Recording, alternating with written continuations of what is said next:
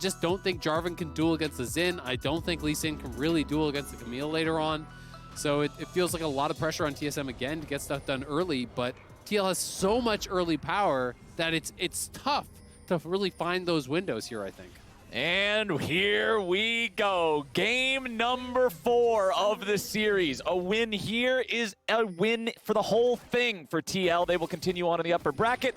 If TSM wins it, we're going to Silver Scrapes. Level 1, let's see if we get anything on this. Remember last time around, there was a bit of level 1 action with an invade from the side of TL. This time around, everybody's playing pretty safe.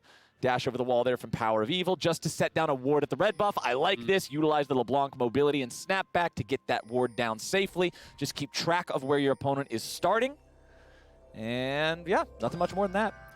It's going to be the W start for Bard as well. So sacrificing some of your laning power in that 2v2 to be able to basically give, extra potions. Like 2 of those cupcakes or hot cocos, whatever you want to call them, whatever is basically the equivalent to 1 potion, because each of them are like a 70 heal or thereabouts, depending on how much AP you have and so on.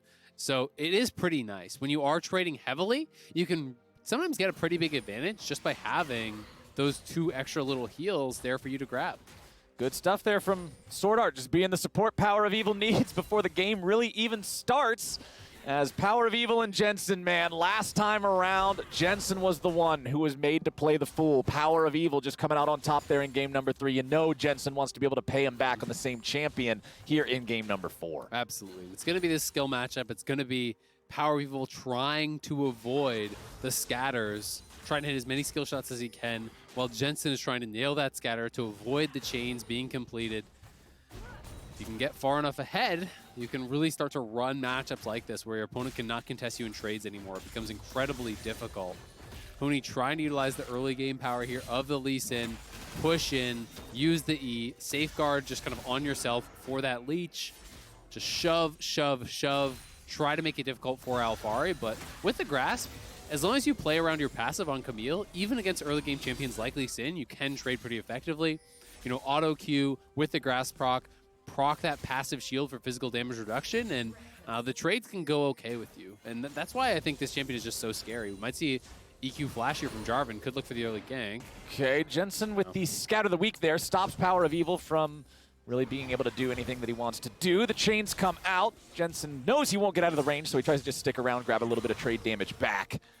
But yeah, Spica not getting a lot out of that presence mid lane. Yeah, PowerOfEvil, if he doesn't want this to crash, he's got to start really trying to thin out this wave, because Jensen's just hard shoving. He's spending all his mana to push in the wave, and it will crash. So the hot coco's there, not really getting any sort of advantage, and Huni gets connected with that hook shot. Okay, but now it's Team Liquid looking to make the play here on the bottom side. They've already gone in with Galio, and CoreJJ sets them up. Santorin knocks them down. First blood, Team Liquid. Nice play there from TL. TP down. CoreJJ flashes in. Santorin is there as well. 4 members bot. They kill off SwordArt. They deny the wave. So Tactile has double the farm rate now of Lost, who had to flash away to even survive, getting denied experience, getting denied gold. And on the top side, Alphari was having a pretty successful trade himself, just trying to hit the outside of that tack sweep for the healing. If you can keep Alphari locked in a long lane, it can go more your way, but we can watch this one more time. It's the wraparound here from Xin. The TP's coming in. CoreJJ, immediate flash. As soon as that hits, you're going to be taunted up. You're going to be taken down. Lost had to flash out of the taunt range so he could survive. But the price is very, very high. As they lose a plate, they lose the farm, and the kill goes over. Team Liquid starting off game number 4, looking pretty strong. PowerOfEvil with the chains on Jensen. Roots him up. SwordArt's here for a little bit more. Stun into the wall. Jensen at 200 HP stays alive. Yeah, no cooldowns there for PowerOfEvil to actually follow it up. He had used his full combo. If he still had a rotation of spells, he maybe could have gone in to try to follow that up. But at the very least, Jensen has TP'd and PowerOfEvil has not. So if you get a big winning trade like that, you can force Jensen to base at a bad timing. Force him to actually lose some of those minions. But once again, CoreJJ up to the top side. Just clearing out that one ward and placing a control ward of his own is really impactful, because that takes away the safety that Huni had. He can now not play in the face of Alphari at that tower, so he's going to have to base. Okay, Team Liquid feeling all right about how things are looking here very, very early on. Jensen stacking up the tier, and we'll see if TSM find a response here early on or if they're cool just sort of letting things move forward. Teleport returning to the mid lane now for PowerOfEvil. Remember that Jensen has already used his teleport, so PowerOfEvil now, with Jensen needing to go back to base, will have control and priority over this mid lane as SwordArt continues just roaming around on this bar. The importance of roaming in this series cannot be understated with how much impact we've seen both teams have all over the map very early. Yeah, it's been absolutely massive.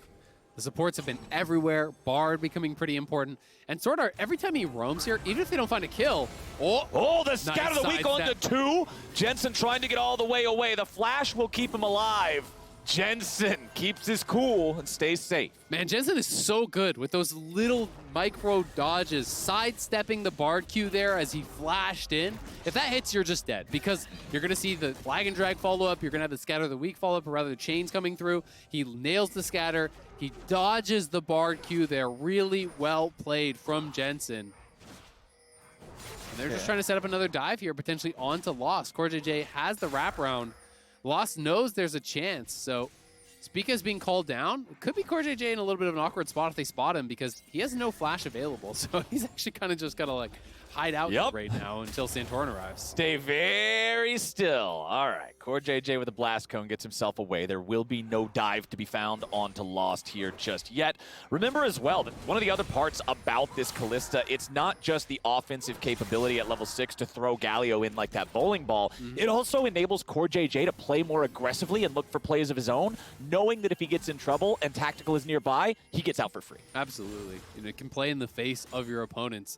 Make sure you're moving and posturing aggressively to land taunts on some of these squishy champions on the TSM side that want to be playing aggressive. Lots of pings all over the place from both sides here as we're looking to coordinate our next moves. 7 minutes in, Drake still has not been taken. We've also got ourselves about 45 seconds or so until that Herald spawns. We'll see how much attention is paid to that one. Teams have been prioritizing it pretty heavily so far in this series. CoreJJ joins up with Jensen here in the mid lane. Looks like they'll just move to push this out. Jensen is down to about 1/3 there on the mana, so he wants to make sure that he's got his buddy there to help him push it up. PowerOfEvil going in, chains down onto CoreJJ, and the distortion back means the outplay for TSM. Jensen's now stuck inside the Cataclysm. Santorin's trying to get a kill, and he gets it. 3 Talons striking the last hit, make sure it happens. PowerOfEvil now doing a lot, trying to get the last little bit of damage onto Jensen, but now he'll get jumped on. There's your double kill back to Santorin, and it's a bloody battle here in the mid lane. You cannot ignore this Zhao, Santorin running over him. Huni here on the roam. There's no flash on Santorin, so if he can get in there, they could get this kill. He immediately puts a bunch of damage into SwordArt to make sure that he cannot be a part of the chase. He turns it around, he gets himself out. Yeah, fighting out of there by Santorin. The ulti was also huge because he has the mark on the Bard, so he can actually ulti Huni away from him there, not allowing Huni to get behind him, because Huni would have wanted to try to kick him towards the tower to try to secure that kill, but the ulti comes out, denies that potential, and PowerOfEvil setting this up really well. Lands the chain, SwordArt is there. We know that Spica is arriving as well. Snaps back after the chain is landed. Spica able to pick this one up, and then Jensen locked down. But this whole time, look at that damage coming through. The ulti from Jensen plus Santorin is just running wild. PowerOfEvil gets scattered back, has to commit the flash, didn't have any spells available to finish him off besides that. And now Santorin's 3-0. He grabs the Herald, and he's going to be in such a strong position here, such a commanding spot in this match point game for TL. And this is the kind of guy that you want to have those resources and have that lead and put the ball in his hands, right? Santorin has been popping off here for this squad. He seems hungry to get back in here and prove himself after having those difficulties this split. Huni goes for the kill, but he kicks Jensen away without enough damage, meaning CoreJJ can try to go for the counter punch and force the flash out of the TSM top laner. And Huni's kind of just not about laning anymore. Already, this early on, he's moving towards mid.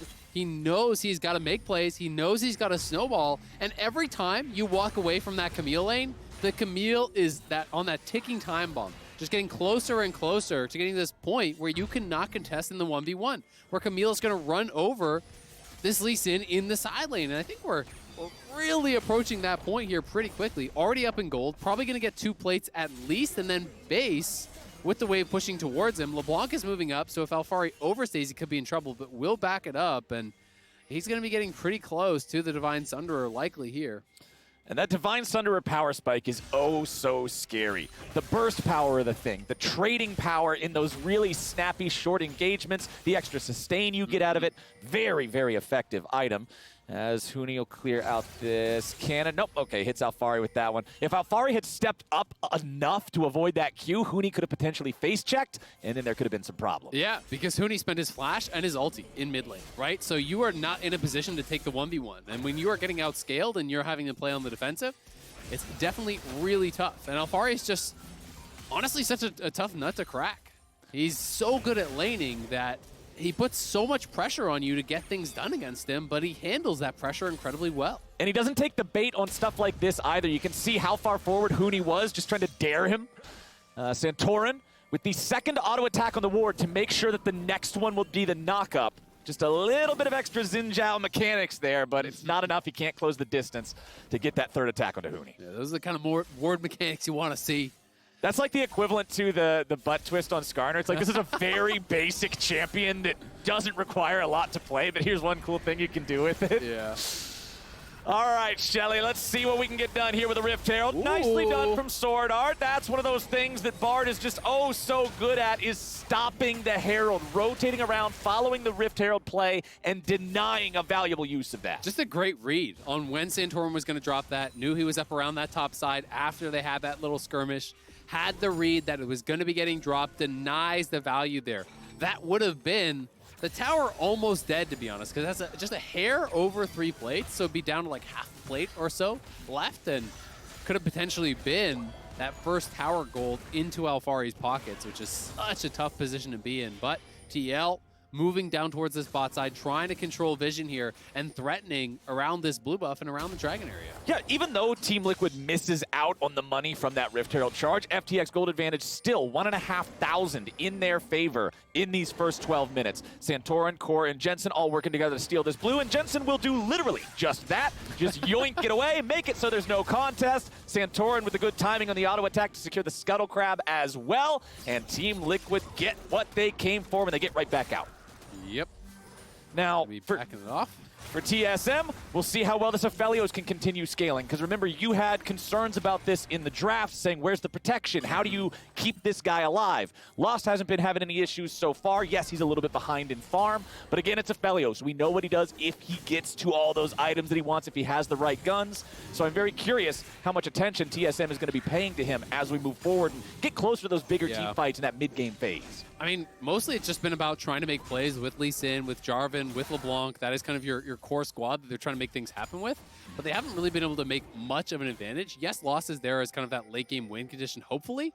But only thing he has to keep him safe is Flash. Okay, Santorin wants to disengage as PowerOfEvil and Spica make an attempt on his life. CoreJJ immediately ready to respond with the ulti here, going after him. PowerOfEvil is stuck in the Hex Tech ultimatum. It's pretty easy to tell which one's the clone when it walks away and the other one is trapped. Easy pick up there for TL, and with that kill on the enemy mid, they will earn themselves the first Drake of this game. 13 minutes and 45 seconds in. The whole series just about top lane. Dragon's not in the top lane, Flower, so you don't need that. An astute observation, my friend. I see why you are a world champion. Well, Alphari TPing down, grabs himself a kill, feeling good about that. And yeah, I mean, Lost can scale up. Lost will have threat in the team fights. The problem is just going to be how do you stay safe when you get Camille, Galio ulted, because that's going to be it, right? You know, it's going to have to be some sort of like defensive Bard ulti to keep him safe, or try to kick the Camille out of her own ulti so that you can then maybe flash away from the Galio ulti. But it's really, really tough to stay safe against these sort of compositions that have so many ways to close the gap, to get in on you, and you don't have a Thresh or something along those lines, Tom Kench or whatever, to really keep you safe from that dive. So Lost is going to have to position well, and if you position too defensively, well, you don't do any damage. So there's always that trade-off, right? You got to be in the mix, but not stepping too far forward and going down. All right, Tactical will be assigned to deal with Huni up here in this top lane. Not too afraid of him, just farming up. CoreJJ makes his way up into this top side as well, clearing out some of that vision, providing more of a threat, forcing Huni to play respectfully and not give away anything else. TSM still keeping the gold lead roundabout where it was before a couple minutes ago, and they're looking for a play, maybe on Alphari. Yeah, they want to make something happen. Alphari's just been farming away. Nope, flashes away from the Bard ulti. Good job there getting the Summoner spell, but that's all they're going to get. Yep, something nice for them, but they will lose their tower on the top side. Not sure who's going to get first tower as LeBlanc's working away on that one as well, but it does seem like... Oh, Huni. Whoa! Huni's going in as Tactical tries to stick around without the minion wave for the last couple of autos, and Huni successfully denies it. Yeah, he's trying to win that race for them for first tower, but it just doesn't seem like PowerOfEvil can get the wave in fast enough. And the tower on the minimap is looking still pretty healthy. I think it has about half, so they will collect that first tower gold. Tactical going to be in a good spot off the back of that. And now, Herald drop mid. This is going to be so much damage down, but SwordArt doesn't have his ulti. So once that's on cooldown, once they saw that use bot, they know it's free reign to use the Herald here mid. And there she goes. Mid lane tier 1 turret about to crumble, but they don't have the damage to seal the deal. They will be able to return, however, at almost any point, throw a couple of auto attacks in and knock that over. So TSM needing to play around that now as Huni backs away enough for Tactical to make his way back into the lane. Keep on farming these up here, just clear the wave out. 159 CS in this game. Second highest only to Huni, who goes in looking for the kill, looking for the play, but it ain't gonna happen because League of Legends is a team game, and Huni tries to flash in for the sneaky kill, but it's just disaster. He flashes back in, but his ulti wasn't even up when he died, so I'm not sure what he could have really gotten done there. Flash, the Word Drinker was on cooldown, the ulti was on cooldown, and you could smell the desperation here a little bit. As Huni went with this early game pick, they haven't made anything happen, but they are looking for a play onto Alphari. Alphari hook-shotting off of the Jarvan terrain, trying to see how much of an outplay he can get here. PowerOfEvil's already down. Spica gets stunned up, and the damage continues pouring through. Spica at 200 HP, Jensen in hot pursuit. Alphari getting stunned up by the Bard ulti means that they cannot pursue that further, but very well played from the TL top laner. Yeah, TL are running this game. Victories on both sides. Huni tries to make a play in top side, he dies. PowerOfEvil TP's in, commits the flash, everything used there to try to kill off Alphari. They don't even get close. Jensen arrives, PowerOfEvil dies, and yes, Spica gets away, but it cost him his flash, it cost him so much, and they're even gonna lose this mid lane tower now. TL are absolutely running away with this game. What's the secret? Azael, what does TSM got to do to stop this? Because it just seems like TL wins across the map. Yeah, I mean, I think they just didn't get nearly enough in the early stages, right? You're playing Lee Sin into Camille, and you're actually down on gold. They tried to roam and make plays, but that's not really happening. Compositionally, I think it's very difficult. They were trying to get a little bit clever here with the Jarvan, but the Jarvan really hasn't gotten anything done, and it's just going to be kind of a lot less useful than the Xin. So it's up to playmaking. It's up to, a spectacular kick, to a pick from the Bard or from the LeBlanc. It's got to be something like that because, it's getting to this point where when Alphari hits 2 items, even with Lee Sin and Jarvan there, you like your odds to 1v2 them or to at least escape, right? It's just like they need so much damage to actually even threaten this guy anymore. He's so strong on this Camille. Yeah, he's down some farm. Who cares, right? The Lee Sin is the one out farming you, and this is not a champion that's going to scale in the same way as a Camille is. Second dragon of the game about to spawn now. Spica jumps in, doesn't find the knockup. Alphari says, all right, cool. Just steps right back away. Continues defending the turret here on the front line, making it so it's harder for TSM to move up and try to contest this. Huni jumps in. They want to try to take down the turret, but it's just a bait. Tactical's here, and they're ready for the 2v2. Tactical putting the spears into Huni. A little bit more damage gets it done, and now Spica's the second one. They get it all. They get the Drake. SwordArt can't help, and TSM is falling apart in Game 4. Lost gets the tower mid, but you lost the dragon. You lost 2 kills on that top side. They have been well and truly outscaled in the jungle, in the top lane, and PowerOfEvil is just not strong enough to really have an impact in this game. Tactical is 3-0. He's getting to this unassailable position where he's going to have the early wit's end. No longer are you going to be afraid of PowerOfEvil, who's kind of down on gold from where he wants to be, against a Kalista who has a defensive build and is up on gold. Yeah. It's tough. So impossible. It is tough. It is a hill to climb right now for the side of TSM. Team Liquid, however, with those first 2 Drakes in pocket and the Mountain Soul possessing the Rift, they now have another win condition that they can keep playing for over the course of the next 10 minutes, and it will be up to TSM to be able to respond to this. TSM have only found 2 kills the entirety of this game, and they're going to have to get something else. You brought up the pick potential, right? The playmaking, something with Bard and Lee Sin working together, some sort of an unfair fight, because anything on even ground against TL right now isn't looking good. The most difficult part is that how do you even find that pick? I mean, we saw that Spica and PowerOfEvil actually caught out, you know, kind of air quotes, Alphari, and they're the ones who end up dying because the TP response comes through and they can't actually burst them down. So it feels like at this point, the overwhelming force you need to kill someone in the side lane is basically 3 players, right? You need Bard to maybe show up and have both Huni plus LeBlanc, or maybe, you know, Spica plus Huni plus Bard. Maybe something like that could really get it done in a side lane if you can find that play. But then you're committing so much to that side of the map that there is a real risk of losing too much on the other side. Yeah, there's always an opportunity cost to any decision that you make, right? And when you're already in a spot where you're down 3,000, 4,000 gold, not that far into the game, those opportunity costs feel even worse. Because when that play doesn't work out, you're like, oh, that was supposed to be our chance to come back into the game, and now we're even further behind, and it just continues snowballing against you. Yep, it's a really, really tough spot. TSM clearly wanted to try to go for something early, for something aggressive. They wanted to try to throw a curveball here with the Jarvan. It did work for them in blue side, last game, going early and aggressive. They were able to kind of create an advantage, but Lee Sin as a laner to me just feels like so much weaker than even that of what the Renekton is. You have got to make plays with this champion. It's all about, finding kicks. The lane dominance just isn't really there anymore, even against this champion like Camille that kind of is just a scaler. Jarvan as well, it's like, sure, if you can find the really powerful early ganks, that's great. You kind of have that explosive engage with the flag and drag, but Xin wins every skirmish against you. Xin can gank too, and outscales you, has better survivability with the ulti. So it's really tough, right?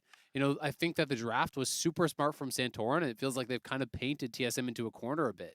Going blue side, taking away Syndra, knowing that PoE still wants to go aggressive, still wants to have an early game power pick, but is not going to be as comfortable on any outside of that Syndra. And I'm loving how Alphari is using his Hextech ultimatum on PowerOfEvil in every applicable situation. Because that's one of the difficulties with LeBlanc, right? How slippery she is. Distortion, she can get back away. The clone's going to make 2 of them. It can be difficult to kill this champion. It is not difficult to kill this champion if the fight starts out with Hextech ultimatum, with Galio coming in on top. It just feels so difficult for PoE or anybody in that situation to be able to navigate it. Yeah, it's incredibly hard. So we'll see if TSM can find something to really turn this one around. We'll let you know as soon as we find out any info on the pause. We're just waiting for that. But TL feels like they are cruising. They have Dragon advantage. They have Gold advantage. I feel that they have compositional advantage, side lane advantage. So they really kind of have everything going for them right now. And we've got to see something spectacular from Huni, from PowerOfEvil, Spica, SwordArt. These are the guys that are kind of that X factor. Yeah. Maybe if Lost can get to the late game, if they can buy enough time for this Aphelios and he can somehow stay safe, then they can make something happen with him. But for now, it's just kind of reliance on your teammates and hoping that they can really make a special play happen to keep your upper bracket run alive. Yeah, we're looking at Aphelios scaling up, but usually when we talk about these late game scaling champions, it's like 3 items is the point that you're looking at. So, hey, if they can reach 3 items and that gold lead hasn't bled to 7,000, 8,000 or whatever, sure, it might look all right. There's also always the Bard factor. Any game that Bard is in, Bard has this ability that very few other champions do to just completely change the landscape of the game, equally for better and worse. He is one of the few champions that you can actively grief your teammates with, but he can also save situations that would be otherwise impossible. If we can see SwordArt pull off an ulti like the one that we got out of CoreJJ in game number 2, where he ends up just ulting one guy just a hair away from the other guy and then gets the stun so that you can make sure you have all the damage poured into one person, that changes the game. But damn, is it hard to execute. Yeah, it's really hard to execute. I mean, when you're going these kind of tanky Bard builds, when you have high CDR, if you're landing multiple Q stuns in a fight, that can be game changing. If you're landing those perfect ultimates, that can be game changing, but it's difficult to execute on. You know, CoreJJ's job is going to be easier on the Galio. Yeah. You pretty much ult defensively, offensively, whatever, it's all going to work. Your carries are so strong at this point. Ready checks coming through. We're back into game here. All right. TL looking to continue snowballing. And TSM just trying to hover. He's on a ward. Does he not see that? Okay. Well, Question mark ping there from the TL side over onto Huni. So they obviously spotted him. Was sitting on that zombie ward. And you know, all Huni really can do is just move around the map and look to make plays. Yep. And then all TL has to do is anytime you don't see Huni, you play defensively. You allow the Camille to scale up. You allow that Camille to just keep grabbing farm because he's in a great spot. SwordArt with a little bit of damage there onto CoreJJ, which actually ends up being more than you would initially expect because by the time the Meep auto attack hit CoreJJ, he was over the wall, so the AoE hit Baron. It made Baron angry, and CoreJJ lost about a third of his health. So a lot of value out of that auto attack there from SwordArt, but it is still Team Liquid who are firmly in control of this game. Nearly 4,000 FTX gold advantage 22 minutes into the game, and they want to push that advantage into enemy territory. Get down some vision, choke them away from these resources, take the buffs, take the camps, and just start making that economic lead impossible. Yep. And you can tell they want to play heavily around this Baron, trying to deny vision in this area, move into TSM territory, take away jungle camps. Alphari doing this on the bot side. You know, SwordArt is shadowing Huni to try to attempt to look for a play, but those two, I don't think they are going to have any chance of killing the Camille. No. So really all it's doing is just trying to keep him safe at that point, right? You know, the Camille probably can't commit in and actually kill while Bard is there. So it does allow Huni to actually at least push out the wave, but you know, when you're roaming just for defense, when you're roaming just to try to grab a wave, it is a tough position because you want to be playing aggressively on the Bard. You want to be looking for those picks, and you're just not really in a spot to do it. Man, talking about being able to play aggressively, Team Liquid has so many options right now. I already talked earlier about the ability of CoreJJ to do whatever he wants because he has Tactical who can save him at any time. Now Alphari has also purchased a stopwatch. This will be able to build into a Guardian Angel later, and for now, it'll give him the ability to issue that Hextech ultimatum onto PowerOfEvil, go hard, go for that kill, and then, hey, if there's a bunch of aggro back, sorry, timeout. I think it's really smart. I mean, honestly, one of the only ways that TSM will win this game is if you can just start chain picking off Alphari in the side lane. And having Merc Treads, having that stopwatch makes it very difficult to actually find those picks, especially as you get to later stages of the game when Alphari is not that squishy, when he has a short cooldown on the hook shot. So he knows what the win conditions are here for TSM and is going to try to itemize to prevent a lot of that. And I also think Syndra's got an extra small advantage in these situations where you're trying to steal away enemy jungle camps and fight over blue buffs and whatnot, because it's never really a fair fight with Syndra there. You just steal it, you throw it somewhere like 100 units behind you, and then, hey, that's yours. They're not in range. Cool stuff. Jensen and the rest of Team Liquid are going to continue owning this map. CoreJJ is going through that magical journey. Spica gets taunted, but a nice use of that EQ combo gets him away safely, buffering through the CC. CoreJJ looked like he might have been in danger there for a second, but loses about half HP, gets out. You still have Huni versus Jensen down there in the bottom lane too. As Huni goes in, looks for the kick onto Jensen, but the scatter of the weak into the ulti means Huni does not want to be sticking around much longer. 400 HP, Alphari is here, but with SwordArt also showing up, no play. It's a good play, though, for Huni. Moves aggressively. Yes, he's the one that has to retreat, but Alphari uses TP there to actually defend his mid laner. So it is something for them. Unfortunately, you cannot contest this dragon. They didn't actually get the pick. They can't push through. They're not even looking to do it with PowerOfEvil pushing on this top side. You can see Lost is grabbing the red buff. Spica's just trying to get vision around that Baron. So it is now sole point here for Alphari. And when we're talking so much about, you know, kind of the X factor of some of the champions on TSM, you really are relying on bursting someone out right off the bat. And it's going to be so much more difficult with that console. Oh, it just pulled him right back in. The Hextech ultimatum. But the flash from SwordArt will get him away anyway. Nicely done there as Huni tries to bait something out. Yeah, Alphari, I think he absolutely misclicked through that portal. You know, he went through the portal instead of actually killing off SwordArt. He goes over the wall, has to use the stopwatch there as well. So an oopsie from him. Yeah, those are unlucky sometimes. And the Hextech ultimatum was actually perfectly placed to not allow Bard to stay on the other side of the wall. but sometimes it just doesn't work out. Alphari, let's take another look at how he played this. Yeah, it's just about the pick on the SwordArt, and I thought they had it for sure, honestly, with Syndra here as well. You get snapped back. Now let's see. I think he just clicks too close, to be honest. Yeah.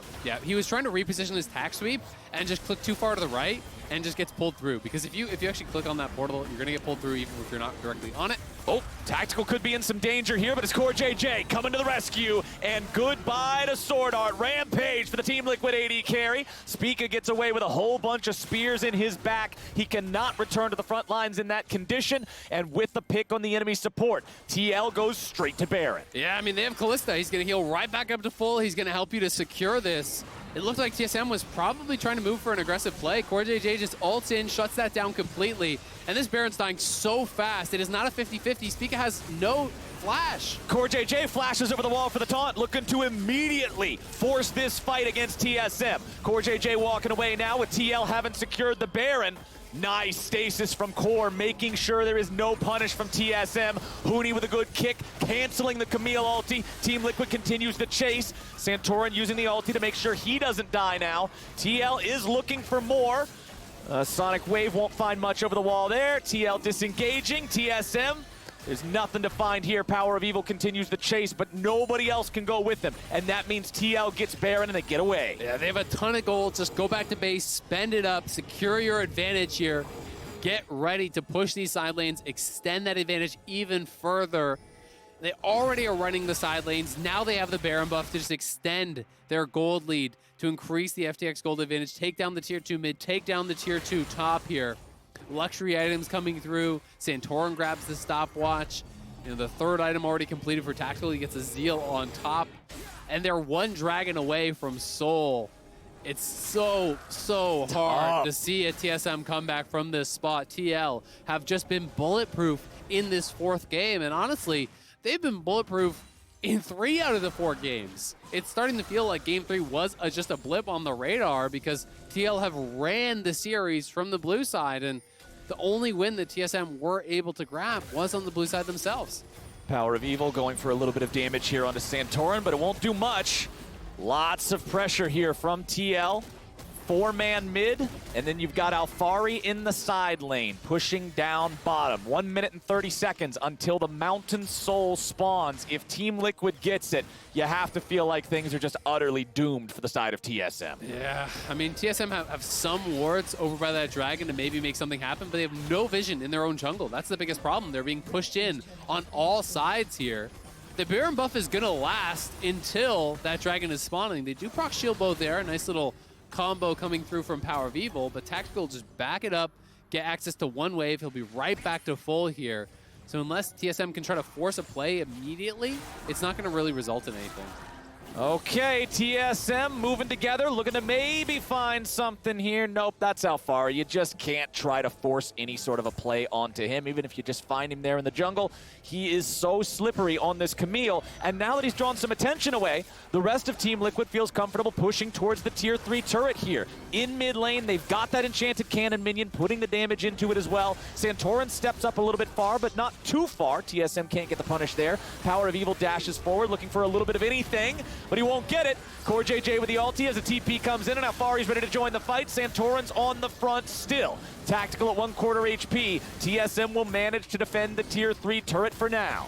Yeah, TSM trading very aggressively there. Good job actually defending this Baron push. They force out the TP from Alphari, but the problem again, Soul is on the table. Can they actually get over there in time? It's going to spawn, and it's going to go down so quickly. They're TPing for it. They know this could be the game. They're going for the TP now. Huni's ready to try to fight and contest, but it's going to be secured by Tactical. Huni now stuck in the Hextech ultimatum with a good Dragon's Rage to get away. The stasis goes through to keep him alive for an extra moment, with Sterix also doing the same, but now a very nice stasis from Jensen sets TSM up for disaster as they will crumble. Lost tries to stand and fight, but Tactical's ready to go. It's PowerOfEvil against the entirety of Team Liquid, and they will march this wave into the base. Welcome to the World Championship, Team Liquid. They're gonna punch their ticket.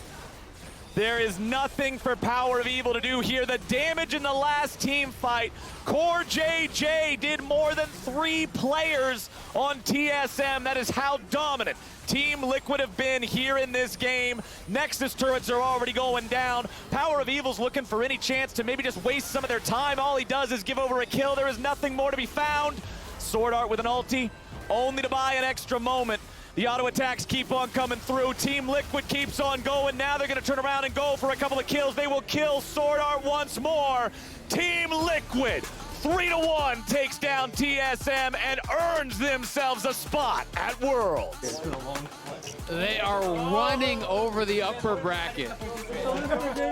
They slammed Cloud9. They slammed TSM. This team is frightening. They absolutely are, and they have got to be heavy favorites for the LCS championship.